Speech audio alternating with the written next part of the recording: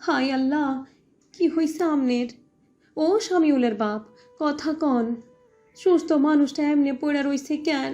কথা কন আমনে। স্ত্রীর ডাকে তিনি সাড়া দিলেন না। মৃত মানুষ কি কখনো সাড়া দেয়? কচু শাক ভাপে বসিয়ে ঘরে এসেছিলেন ফরিদা। ঘরে বিদ্যুৎ নেই।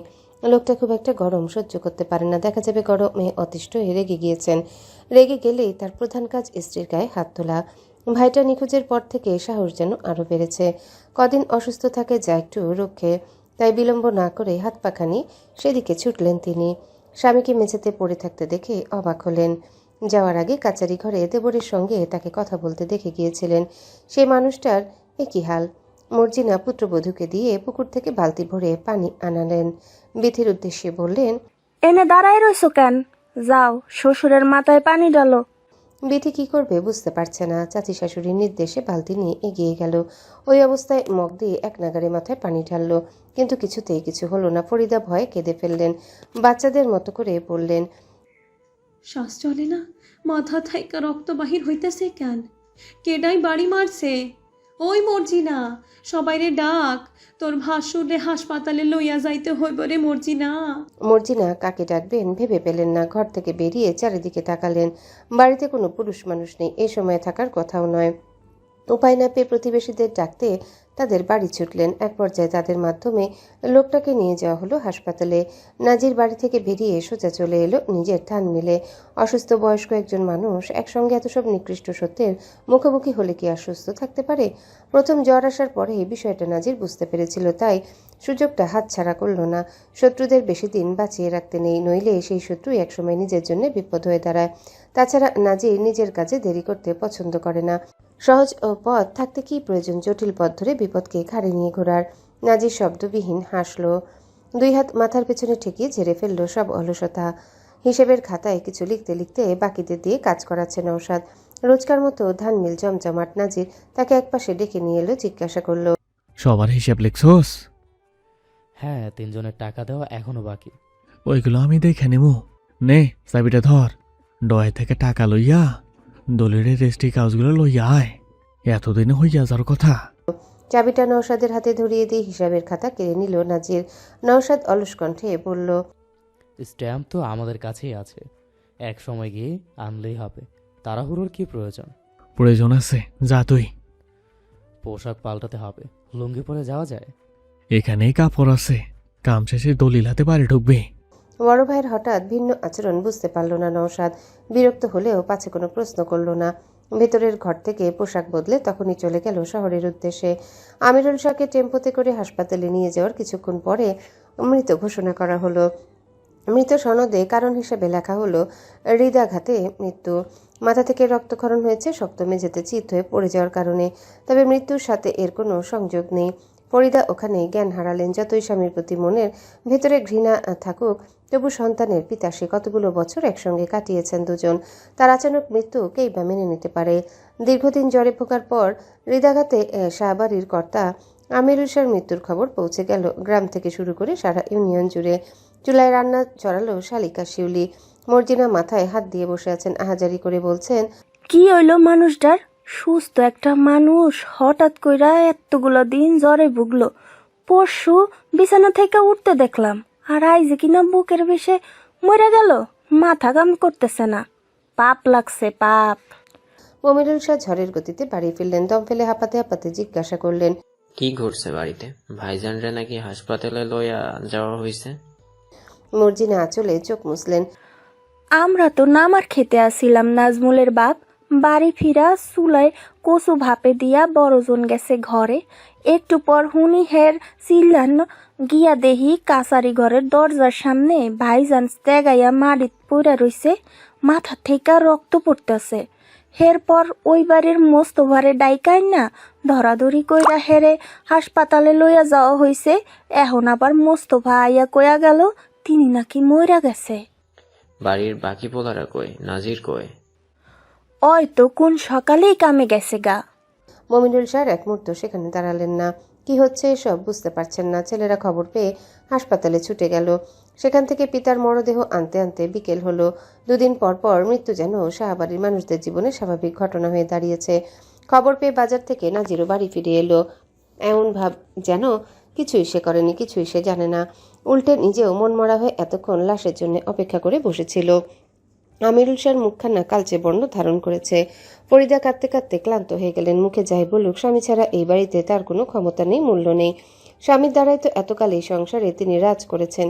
সাথে ভাইটাও নেই ভাইপো। সাদ্দাম নিজের পরিবার নিয়ে ব্যস্ত থাকে। ফুপুর খোঁজ নেওয়ার সময় কোথায়? এখন কি হবে ফরিদার? লাশ নিয়ে ফেরার পর থেকে মুমিনুল শাহ তবদা খেয়ে বসে আছেন। বড় ভাইয়ের প্রতি তার আকাশ কুসুম রাগ আর ঘৃণা। এই লোককে ধ্বংস করার জন্য বহু ফোন দিয়ে এটেছেন তিনি। সোবহান আলীর পুত্রদের তো এই জন্যে বাঁচিয়ে রেখেছিলেন, অথচ তার সব পরিকল্পনা বৃথা করে দিয়ে কত সহজে আমিরুল শাহ মুক্তি নিয়ে দুনিয়া ছেড়ে পালিয়ে গেলেন। এত সহজ মৃত্যু কি তার প্রাপ্য ছিল, নাকি মৃত্যু কখনো সহজ হয়? আশেপাশে সবাই মৃত ব্যক্তিকে দেখতে এসেছে। কেউ কেউ ফরিদাকে সান্ত্বনা দিচ্ছে। নাজির ছোট চাচার পাশে বসলো। হতভম্ব মুমিনুল শাহর মুখখানা দেখে মনে মনে কুটিল হাসলো। তারপরে শিকার হচ্ছে এই লোক। নাজির খুব ভালো করে জানে বড় চাচার থেকেও ছোট চাচা বেশি চতুর। তার আজ আনন্দের দিন। সে একে একে প্রতিশোধ নিতে সফল হয়েছে। ওই তো ছলনাময়ী ফরিদা কাঁদছে।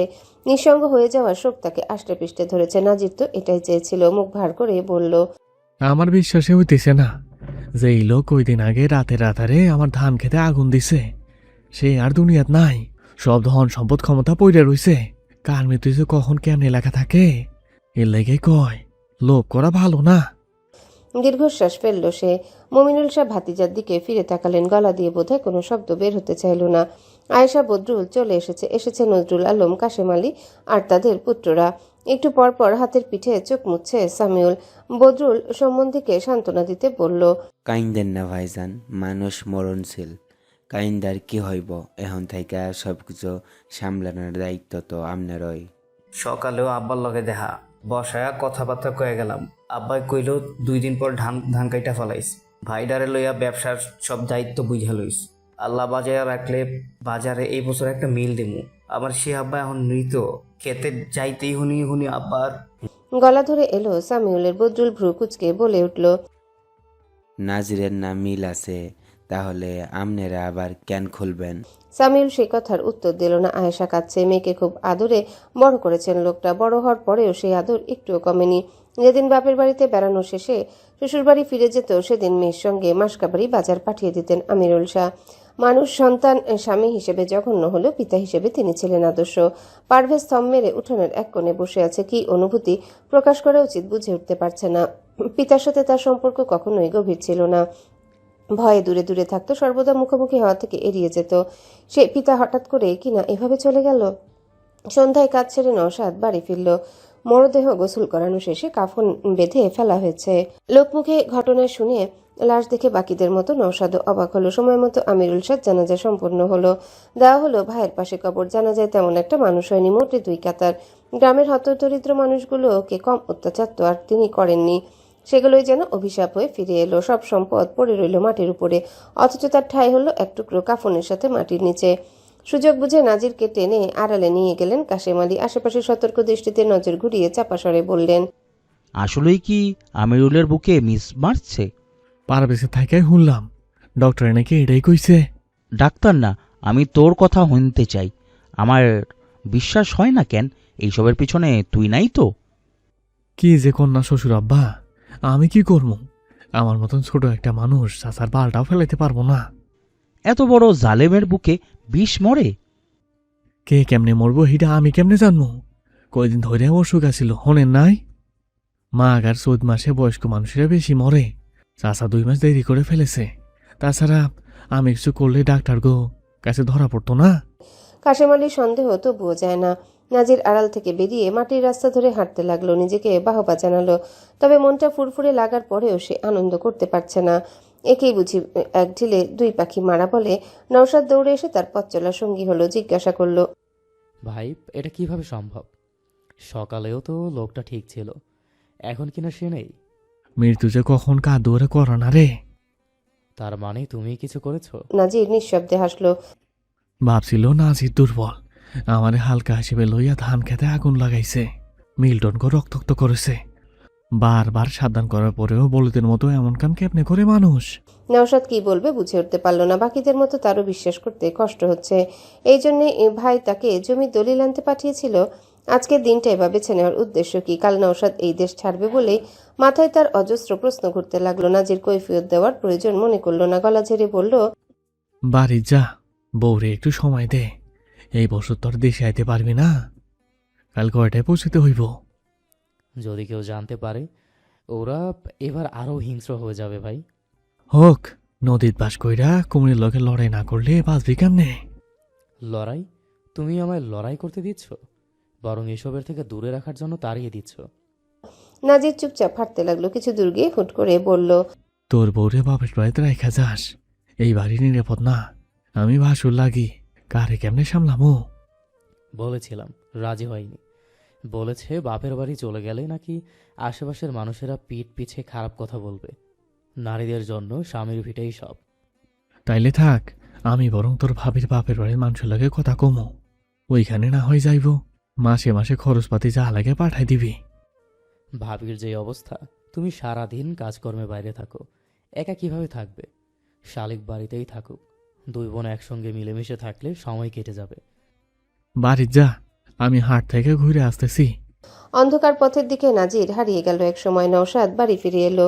ভেতর ঘর থেকে একাধিক লোকের কথার আওয়াজ ভেসে আসছে। সেদিকে কান্না দিয়ে ঘরে প্রবেশ করলো সে। শালিক যেন তার অপেক্ষাতে এতক্ষণ বসেছিল। জগ থেকে গ্লাসে পানি ঢেলে এগিয়ে দিল। ঘর্মাক্ত শরীরে হাত পাখা দিয়ে বাতাস করতে করতে বলল, সারাদিন কই আছিলেন? বাড়িত কি একটা ঘটনা ঘটে গেল? আমার তো ডর লাগতেছে এখন। তোমার ভয় লাগবে কেন? মানুষ মরলে আমার ডর লাগে। এত বড় বাড়িত আস্তা একটা মানুষ মইরা গেল, আমি একলা একলা থাকবো কেমনে? এই জন্যই তো বাপের বাড়ি চলে যেতে বলেছি। যাবো না। নাছোড়বান্দা নারী। আপনি কাল যাইবেন গা? হ্যাঁ। আমার কান্দ নাইতাছে। তো কান্দ। আপনার লগে একটু সংসার করার সুযোগ পাইলাম না, একটু আদর ভালোবাসাও দিলেন না। আপনি খুব পাষাণ। পাষাণ? তা পাষাণ খেতাব থেকে মুক্তি পাওয়ার জন্য এখন আমায় কি করতে হবে? শালিক মুখ বাঁকিয়ে যেতে চাইল, নওশাদ থেকে যেতে দিল না। খেয়াল করলো মেয়েটার অঙ্গে তার উপহার দেওয়া শাড়িটা ঠাঁই পেয়েছে। শাড়ির আঁচল টেনে ধরল সে। চুলের বেনুনি মুঠোয় নিয়ে বলল, আমি সব করতে রাজি। ঘাড়ে গরম নিঃশ্বাস পড়তেই শালিকের সর্বাঙ্গ খানিক কেঁপে উঠল। আসন্ন ঝড় বুঝতে পেরে খিচ মেরে বন্ধ করে নিল আঁখি। কম্পিত কণ্ঠে বলল, সারেন আমারে। মরা বাড়িতে এখন এত আদিক্ষেতার দরকার নাই। তোমার কেউ মরেছে? আমনের তো মরছে, কষ্ট পান, দোয়া করেন। নওশাদ তাকে সেভাবেই ধরে রাখলো। সমস্ত দূরত্ব মিটিয়ে ঘাড়ে থুতনি ছোয়ালো। তার বাবার মৃত্যুর সময় চাচারা কি দুঃখ বিলাস করেছিল? করেনি তো, উল্টো করেছিল আনন্দ উৎসব। তাহলে তার কিসের দুঃখ? বরং আজ তার আনন্দের দিন। আরও একজন খুনির পতন ঘটেছে। মমিনুল শাহ বিছানায় অন্যমনস্ক হয়ে বসে আছেন। মর্জিনা স্বামীর জন্য স্যালাইন গুলিয়ে আনলেন। গ্লাস বাড়িয়ে দিয়ে বললেন, ধরেন, খায়ালন। মমিনুল শাহ দুর্বল হাতে গ্লাসটা ধরলেন, কিন্তু ঠোঁট ছোঁয়ালেন না। বললেন, এসব কি হইতাছে বউ? আমি কিছু ভাবতে পারতেছি না। হঠাৎ একটা মানুষের চোখের সামনে লাশ হয়ে গেল। আমি আর এই সবে অবাক হই না। চোখের সামনে কত কিছুই তো ঘটলো। সুস্থ মানুষ হিসেবে জমিত গিয়া আব্বাই ফিরা আইলো লাশ হইয়া। নাসরিন বাবু কত ভালো মানুষ আছিল, হেও পোলা পাইন রাইখা দুইটারে গেলগা। সুবাহান ভাইজান কতগুলা বছর কষ্ট করলো। বড় বুবুর ভাই পুতেরে কেউ মাইরা নদীত ভাসাইয়া দিল। হের ভাইটাও মাসখানেক ধইরা নিখোঁজ। নাজিরটার খেতে আগুন লাগছে। আইজ আবার ভাইজান। আমার মনে হয় এই বাড়িতে অভিশাপ লাগছে। নাজমুলের বাপ, আমার ডর লাগতেছে। আমনে হুজুরের লগে কথা কন, ঝাড় ফুক কিংবা মিলাদের ব্যবস্থা করেন। তিনটা পোলা আমার, ওই ঘরে হেগো পোলা পাইন আছে। আমি চাই না কারো কোনো ক্ষতি হোক। স্ত্রীর সঙ্গে দৃষ্টি বিনিময় করার সাহস পেলেন না মুমিনুল শাহ। কি করে তাকে বলবেন এসব কোনো দুর্ঘটনা নয়? নয় কোনো অভিশাপ। এসবই তাদের পাপের ফল, কারো প্রতিশোধের আগুন, যার সাথে ওতপ্রোতভাবে মর্জিনা বেগমের স্বামীও জড়িত, যাকে তিনি চোখ বন্ধ করে বিশ্বাস করেন। রাত ধীরে ধীরে গভীর হলো, কোলাহল কমে পৌঁছে গেল শূন্যে। সুমাজ আবদুল্লাহকে নিয়ে ঘুমিয়েছে। বিথি শাশুড়ির ঘরে পায়ে মালিশ করে দিচ্ছে গরম সরিষার তেল। শিয়রে বসে মায়ের মাথায় হাত বুলিয়ে দিচ্ছে আয়েশা। অন্য ঘরে বদরুল আর পারভেজ শুয়ে আছে। সেই নিস্তব্ধ রাতেই খুলে গেল কাচারি ঘরের দরজা। বৈদ্যুতিক আলোর বদলে জ্বলে উঠল হলদে মোমবাতি। আমিরুল শাহ যে কেদারায় বসতেন সেটা ছিল শক্তপোক্ত সেগুন কাঠের তৈরি। বসার স্থানে শিমুল তুলো গোজা। পূর্বে এখানে বসতেন ফতে আলী শাহ। তার মৃত্যুর পর থেকে কেদারাটা আমিরুল শাহর দখলে। হাতলে পেছনে শৈল্পিক কারুকাজ দেখলেই বোঝা যায় আভিজাত্যের জৌলুস ছড়িয়ে আছে। এই কেদারার প্রতি মমিনুল শাহর ভারী লোভ ছিল, কিন্তু বড় ভাই সম্মুখে কখনো তা প্রকাশ করেননি। আড়ালে একই লোভ ছিল আরও একজনের, সে হচ্ছে সামিউল। এক পা দুপা করে এগিয়ে এসে কেদারায় বসে পড়ে সামিউল। প্রশান্তিতে চোখ জোড়া বন্ধ করে পিঠ হেলিয়ে দিল পিছনে। হাতলে হাত রেখে দক্ষতার সাথে আঙ্গুল ঘুরাতে ঘুরাতে আচমকা হেসে ফেলল। বন্ধ করে তার সেই হাসি প্রতিধ্বনিত হয়ে বাজতে লাগলো কানে। তখন কত ছিল সামিউলের বয়স? প্রায় 14-15 তো হবেই। কৈশোরের গুরুত্বপূর্ণ সময়, সবই সে বোঝে। মাঝে মধ্যে সিরাজ মামুর সঙ্গে নদীর ধারে বসে চুরুট টানে। বাবা সেসব জানতেন না। ক্ষমতালোভী বাবার পক্ষে অবশ্য তা জানার কথাও নয়। সেই প্রথম সে বাবার আসল রূপ দেখতে পেল। হন্তদন্ত হয়ে বাড়িতে ফেরা বাবার লুঙ্গিতে রক্তের ছাপ দেখে বুঝতে পারল লোকটা একজন খুনি, নিজের পিতার খুনি। ঘৃণা জন্মালো তার মনে। যে নিজের জন্মদাতা পিতাকে হত্যা করতে পারে সে আর কি না পারে। সামিউল সব দেখেছে, সব শুনেছে, সে সব জানে। দেখেছে প্রিয় চাচির ঘরে পরপুরুষ ঢোকানো মাকে, শুনেছে বন্ধ ঘরের প্রিয় মামার দ্বারা নির্যাতিত হওয়া চাচির আর্তনাদ, মেজ চাচাকে খুনের চেষ্টা থেকে শুরু করে দলিলে জোরপূর্বক স্বাক্ষর নেওয়া সব দেখেছে। তারপরেও খুনি পিতার জন্য কোন পুত্রের মনে ভালোবাসা থাকে? সব তার অভিনয়, ভরসা স্থল হওয়ার অভিনয়। সামিউল হাসতে হাসতে একসময় থেমে যায়।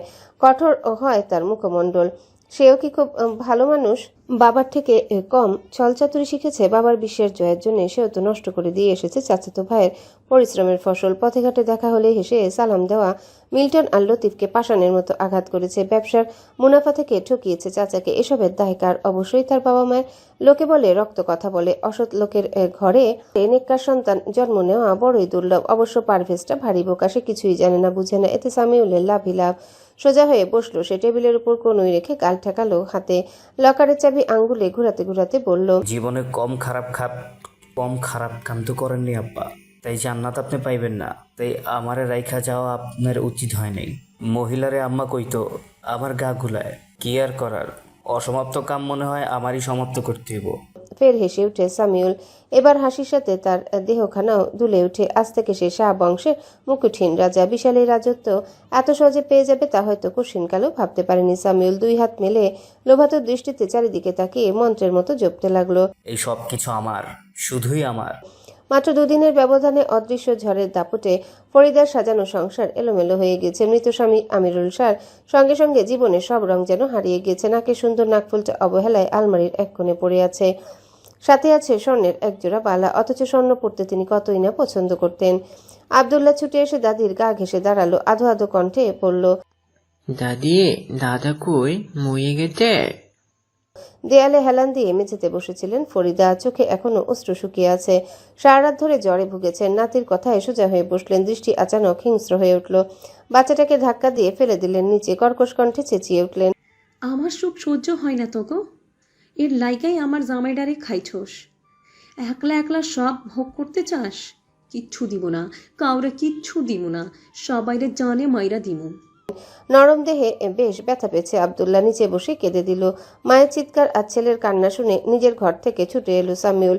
বাবার শেষ কাজের পেছনে ছোটাছুটির চক্করে ঠিকঠাক খাওয়া হয়নি। সবে সকালের খাবার খেতে বসেছিল। খাওয়া ছেড়ে উঠে এসে ছেলেটাকে কোলে তুলে নিল সে। পিঠে হাত বুলিয়ে কান্না থামানোর চেষ্টা চালিয়ে মায়ের উদ্দেশ্যে বলল, বয়স তো কম হয় নাই, এত নাটক আয় করতে এমন ভান করতেছেন যেন আব্বারে কত ভালোবাসতেন। ছেলের কথায় ফরিদা অবাক হলেন। কিছু বলার পূর্বে আব্দুল্লাহকে নিয়ে ঘর থেকে বেরিয়ে গেল সামিউল। হাতের কাজ ফেলে বিথি ছুটে এসেছে। ছেলের দিকে হাত বাড়িয়ে দিয়ে বলল, বারবার নিষেধ করছি দাদির কাছে যাইস না, দাদির মাথা এখন ঠিক নাই। সেই গেলই ওরে আমার কোলে দেন, আমনে গিয়া ভাত খান। আমার পোলার কান্না আমি থামাতে পারবো, তাই না বাজান? কান্দে না, আয়ো আমরা ঘুরে আহি। বিথি কথা বাড়ালো না। বাপ ছেলেকে ফটক দিয়ে বেরিয়ে যেতে দেখে নিজেও হেসেলের দিকে ছুটল। স্ত্রীকে 2 বেলা উত্তম মধ্যম দিলেও ছেলে মেয়ে অন্তপ্রাণ সে। ফরিদার গালমন্দর প্রলাপ বন্ধ হলো না, বরং ছেলের কথা শোনার পর থেকে আরো বাড়ল। শেষে ক্লান্ত হয়ে উন্মাদের মতো কাঁদতে লাগলো। আয়েশা এসে মাকে সামলালো। নাজির বারান্দায় বসে মুড়ি চিবোতে চিবোতে সেই কান্নার শব্দ শুনছে। তার ভেতরে সন্তুষ্টি কাজ করছে, তবে বেশি নয়, সামান্য। যতদিন না এই মহিলাকেও প্রাপ্য কোনো শাস্তি দিতে পারছে ততদিন পর্যন্ত শান্তি সে পাবে না। মুমিনুল শাহ, বদরুল আর সাদ্দাম উঠোনের কেদারায় বসে আছে। কিছুক্ষণ আগে নওশাদের দেশ ছাড়ার সংবাদ শোনার পর থেকে নাজিরের উপর তিনি নারাজ হয়ে আছেন। চোখে মুখে সেই রাগ স্পষ্ট ফুটে উঠল। মুখ ভার করে বললেন, এত কিছু কইরা ফেললি, অথচ একটা বার আমাকে জানাইলি না। পাসপোর্ট তো আর 1 দিন বা 2 দিনে হয় না। এর লাইগা কি তবে জমি বন্দুক দিছিলাই? আমি তো ভাবছিলাম অন্য কিছু। নাজির নির্বিকার ভঙ্গিতে এখনো মুড়ি চিবোচ্ছে, হাত ঝেড়ে বলল, কইয়া লাভ কি? টেয়া পয়সা দিয়ে তোর কখনো সাহায্য করতেন না, উল্টো বাগড়া দিয়ে হাজির হয়ে যাইতেন। মুমিনুল শাহ অপমানিত হলেন। বদরুল দুদিকে মাথা নাড়িয়ে অসন্তোষ প্রকাশ করে বলল, এইটা তুমি ঠিক করো নাই নাজির। মই মুরব্বী গো, মই না করা চলতে হয়। তোমরা তো ঠিকই আসো চাচা গোলাইগা। যা জানেন না তা লাইয়া কথা কইয়েন না দুলো ভাই। প্রত্যেক পরিবারের রাজনীতি মারপ্যাচ থাকে। পারিবারিক রাজনীতি খুবই ভয়ঙ্কর হয়। বাপ ভাই ভাতিজারাও এর সামনে তুচ্ছ। বদরুল মিইয়ে গেল। মুমিনুল শাহর ভ্রু জোড়া মাঝখানে সরু ভাঁজ পড়ল। ছেলেটা মাঝে মধ্যে কি যে বলে বুঝতে পারে না, আবার ভয়ও হয়। কথা শুনে মনে হয় যেন সব জানতা, অথচ তার জানার কথা নয়। নওশাদ দেশ ছাড়বে বিষয়টাও তিনি মেনে নিতে পারছেন না। আমিরুল শাহর হঠাৎ মৃত্যুতে তার অনেক ক্ষতি হয়ে গেল। এত বছর ধরে মনে মনে কি ফোন দিয়ে রেখেছিলেন কে জানে। তবুও ইনি বিনিয়ে বললেন, কাইল হঠাৎ ভাইজান মইরা গেল। আজ 2য় দিন। নৌসাদ গেলে গা মাইনছের তো। বাকি কথা তাকে বলতে দিল না। নাজির বসা থেকে উঠে দাঁড়ালো, গোয়ালের দিকে যেতে যেতে বলল, মানুষের চিন্তা ভাবনায় আমার কিছু যায় আসে না। বড় চাষা এমন কোনো মহান লোক আসিল না যে হের লইয়া পইয়া দুঃখ পাইতে হইব। আপনারা বরং নিজে লইয়া ভাবেন, জীবনে কি কি অকম কুকম করেছেন হের ফল লইয়া ভাবেন। বউ ফলায় সেই খবর জানে তো। মুমিনুল শাহ বলার মতো আর কথা খুঁজে পেলেন না। কোন অপকর্মের কথা বলছে নাজির? আশেপাশে একবার তাকিয়ে দেখলেন মর্জিনা বা ছেলেরা কেউ আছে নাকি। কথাবার্তা ওখানেই সমাপ্ত হলো। বেলা বাড়তেই নওশাদ ব্যাগপত্র নিয়ে তৈরি হলো। শালিকের মুখ ভার, অথচ গতরাতেও মেয়েটাকে ভালোবাসা দিতে কোনো কার্পণ্য করেনি সে। গাল টেনে দিয়ে বলল, বেশি না, শুধু 3-4 বছর কষ্ট করো। নিজেদের ভালোর জন্যই তো যাচ্ছে। পৃথিবীর সমস্ত সুখ তোমার কাছে এনে দেব। মাইয়া মানুষের সুখ হইতাছে তাগো স্বামী। নওশাদ নিঃশব্দে হাসলো। লিলি এভাবে কখনো তাকে বলেনি। কথায় কথায় শুধু তার অপারগতা দেখাতে ব্যস্ত থাকতো। দীর্ঘশ্বাস ফেলে মনে মনে আওড়ালো, আমরা ভুল মানুষকেই জীবনে বেছে নেই, গুরুত্ব দিয়ে সময় নষ্ট করি। স্ত্রী এবং পরিবারের বাকিদের থেকে বিদায় নিয়ে বেরিয়ে পড়ল নওশাদ। বহুদূর গেলেও জন্মভূমির কথা তার খুব মনে পড়বে। সাথে মনে পড়বে তার ছোট্ট জীবনে কষ্ট দেওয়া মানুষগুলোকেও। তাকে বিমানবন্দর পর্যন্ত পৌঁছে দেওয়ার জন্য নাজির গেল। সাথে পারভেজ আর মিল্টনও ছিল। মিল্টনের বহুদিনের শখ, সামনে থেকে সে বিমানে উড়ে চলা দেখবে। তাই অসুস্থ শরীর নিয়ে ছুটে এসেছে তাদের সঙ্গে। পারভেজ এসেছে এমনি। বাড়ির পরিবেশ তার ভালো লাগছে না, বন্ধ হয়ে আসছে। বিমান ছাড়তে এখনো ঘন্টা খানেক বাকি। মিল্টন হেসে বলল, ভাই আমার লাগে কিন্তু সাবান সুনু পাঠাইতে হইব। শুনছি বিদ্যাসের সাবান সুনু গায়ে গতরে মাখলে নাকি মানুষে ধলা হইয়া যায়। তোর জন্য কেন পাঠাবো? পাঠালে তোর বউয়ের জন্য পাঠাবো, এসে যেন মিল্টনের বাচ্চা কাচ্চা কোলে নিতে পারি। মিল্টন ভারী লজ্জা পেল। কি যে কর না ভাই। নাজির বিস্কুট চানাচুরের প্যাকেট কিনে এনে ভাইয়ের হাতে ধরিয়ে দিয়ে বলল, সাবধানে থাকবি, খাওয়া দাওয়ার অনিয়ম করবি না, নিজে যত্ন নিবি। অযথা কারো লোকে হালকা খাতি জমানোর দরকার নাই। দুনিয়ার মানুষ ভালো না, কেমনে অন্যের ভাঙ্গাইয়া খাইব, অন্যের ক্ষতি করব, সেই চিন্তায় থাকে। এদিককার চিন্তা করিস না, আমি আছি, সব সামলাই নিবনে। নওশাদ ভিড় থেকে একটু সরে দাঁড়ালো। বড় ভাই সব কথা মেনে নিয়ে বলল, চিন্তা করতে নিষেধ করলেও আমার চিন্তা হচ্ছে তোমার জন্য, ভাবির জন্য, শালিকের জন্য। ওদেরকে আমার ভয় হয়, বিশেষ করে সমিউল ভাই আর ছোট চাচাকে। তুমি সাবধানে থেকো, আমি অনেক পরিশ্রম করব। দেখো, সব ঋণ পরিশোধ করে অনেক টাকা পাঠাবো। যত দ্রুত সম্ভব তুমি ওদের থেকে দূরে সরে যেও। বাবের ভিটে বাড়ি কোনো প্রয়োজন নেই ভাই, জীবনে শান্তিটাই আসল। নাজিরের যে চিন্তা হচ্ছে না তাও নয়, তবুও সে কথা ঘোরালো। একসময় সবার থেকে বিদায় নিয়ে ভেতরে চলে গেল নওশাদ। দুপুরের দিকে বাড়ির পথে রওনা দিল তারা। বাসে মুখ ভার করে পাশের আসনে বসে আছে পারভেজ, মিল্টন পেছনে। কনুই দিয়ে তাকে গুঁতো মারল নাজির। জিজ্ঞাসা করলো, মুখ কটার মতো কইরা রাখছিস কেন? বাপের কথা খুব মনে পড়তেছে। নাক টেনে চোখের পানি আটকানোর চেষ্টা করলো পারভেজ। জানালার বাইরে দৃষ্টি রেখে বলল, কি যে কইতেছে কিছুই বুঝতেছি না ভাই। আমগুলোকে কেন এমন হইতেছে? কাল সকালে আব্বারে শুই দেখলাম, খাওয়ার সময় কইল মন দিয়া কাম কাজ শিখ, কয়দিন পর তোর বিয়া দিমো। দুপুরে আইয়া দেখি আমার সেই সুস্থ সবল আব্বাই হাসপাতালে লাশ হয়ে পড়ে আছে। তাইলে বস, এতদিন আমি আর নওশাদ কত কষ্টে আছিলাম।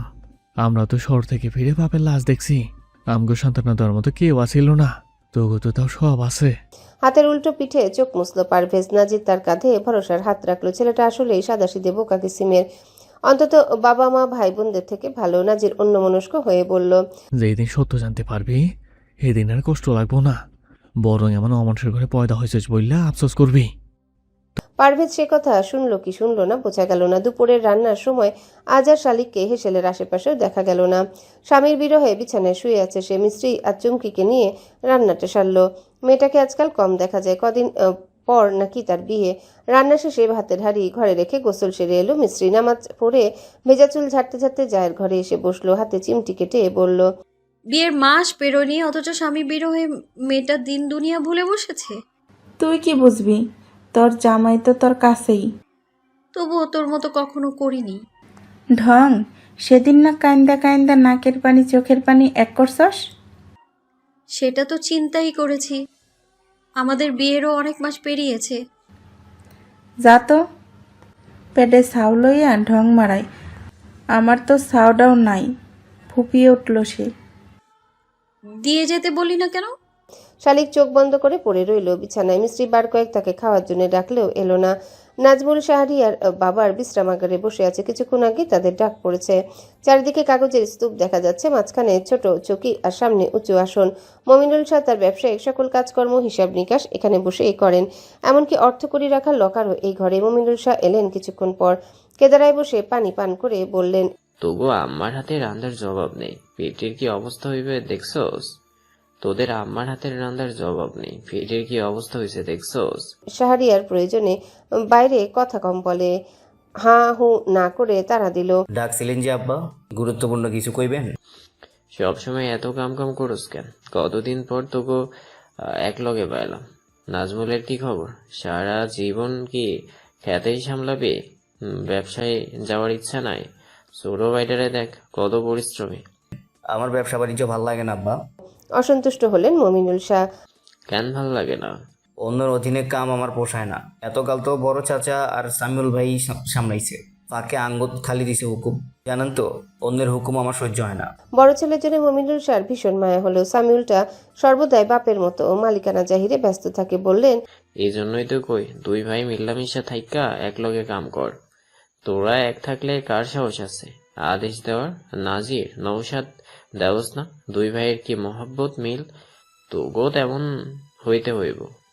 মেজ ভাইজানের আমার কথা কোনো কালেই তো শুনল না। যদি শুনতো তাহলে এর ওই অবস্থা হইতো, নাকি এর পোলাগো ওই অবস্থা হইতো? নদ থাকতে হইতো না। আগামী 3 দিনের মনে হয় সামিউলের ঘরে যাইব না। যতই হোক বাপ মরছে, তোরা দুই ভাই যাবি, নিজেগো ভাগ বুঝা লইবি। মনে রাখবি শাহগো সবকিছুর উপরে তোগো হক আছে। তোরা 3 ভাই, শক্তি বেশি, বুঝছস? নাজমুল শাহরিয়ার মাথা নাড়ালো। মমিনুল শাহ পান চিবোতে চিবোতে আজ ছেলেদের সঙ্গে অনেকক্ষণ ধরে গল্প করলেন। সচরাচর ছেলেদের খোঁজও তিনি নেন না, তবে অতীত পুনরাবৃত্তি হোক চান না বলেই হয়তো এত সাবধানতা। নাজির বাড়ি ফিরল সন্ধ্যায়। পোশাক বদলে কলের ঠান্ডা পানি দিয়ে গোসল সেরে এলো। বাইরে যত যাই খাক না কেন, ঘরে এসে এক মুঠো ভাত না খেলে তার পোষায় না। মিস্ত্রি খাবার বেড়ে তার অপেক্ষায় বসে আছে। নাজির চুল মুছে সামনে এসে বসলো। হেসে জিজ্ঞাসা করলো, তুমি খাইছো? মিস্ত্রি তার দিকে তাকালো না, ছোট্ট করে উত্তর দিল, হ্যাঁ। তোমার লাগে একটা শাড়ি আনছি, দেহ তো পছন্দ হয় কি না? পরে দেখবো, আপনি খেয়ে নিন। এমনিতে যা দুরবস্থা, এখন আবার অযথা এত খরচ করার কি প্রয়োজন? তোমার এইসব লইয়া ভাবতে নিষেধ করছি না? মিস্ত্রি আর উত্তর দিল না। নাজির গতকাল থেকে খেয়াল করছে মেয়েটা তার দিকে ঠিক করে তাকাচ্ছে না, হাসছে না, কথাও নেই কোনো মাধুর্য। হলো কি, ভাত মাখিয়ে প্রথম লোকমাটা স্ত্রীর মুখের সামনে ধরল সে। অদ্ভুত ব্যাপার, আজ আর হা করলো না। মিস্ত্রি মুখ ফিরিয়ে নিল। আপনি খান। বসা থেকে উঠে যেতে নিতেই তার হাত ধরে টানলো নাজির। সরাসরি জিজ্ঞাসা করলো, কি হয়েছে বউ, রাগ করছো কেন? কইছি না অযথা আমার উপর রাগ করবো না। যদি কোনো কিছুতে খারাপ লাগে সরাসরি আমার আইয়া কইবা, অভিযোগ জানাইবা, তবু আড়ালে অভিযোগ জমাইয়া রাখবা না। খারাপ লাগে আমার। মিস্ত্রি এবার মানুষটার চোখের দিকে তাকালো। অনেকক্ষণ কোনো কথা বলল না। নাজির খাওয়া থামিয়ে জবাবের আশায় তাকিয়ে আছে। একসময় অধৈর্য হয়ে ফের জিজ্ঞাসা করলো, কি হইছে কও না কেন? শরীর খারাপ লাগে? কাল ডাক্তারের কাছে লইয়া যামো। শরীর তো খারাপ আপনার, শুধু শরীর নয় সাথে মাথাটাও খারাপ হয়ে গেছে। ডক্টরের কাছে যাওয়া উচিত আপনার। নাজির অবাক হলো। আমি কেন যাবো? শরীর মাথা সবই তো ঠিক, খারাপ কই দেহ? খারাপই, আপনি অসুস্থ একটা মানুষ। আবার উল্টাপাল্টা কথা। সুস্থ মানুষ কখনো মানুষ পায় না। নাজির চমকে গেল। মিস্ত্রি তবুও থামলো না, এক নাগারে বলল, এত অভিনয় কিভাবে করতে পারেন? আর কেউ না জানলেও আমি কিন্তু সবটাই জানি। কি জানো? বড় চাচাকে মেরেছেন আপনি। নাজির কি প্রতিক্রিয়া দেখাবে বলবে বুঝতে পারে না। কুচকানো ভ্রুজোড়া আরো কুচকে গেল। জোরপূর্বক হেসে বলল, হ্যালো বন্ধুরা, পরবর্তী পার্ট খুব তাড়াতাড়ি আসবে, তো সবাই অপেক্ষায় থাকো। আর চ্যানেলটি যারা এখনো সাবস্ক্রাইব করোনি তারা পরবর্তী পার্ট দেখার জন্য চ্যানেলটি সাবস্ক্রাইব করে রেখো। ধন্যবাদ সবাইকে, আমাদের সাথেই থেকো।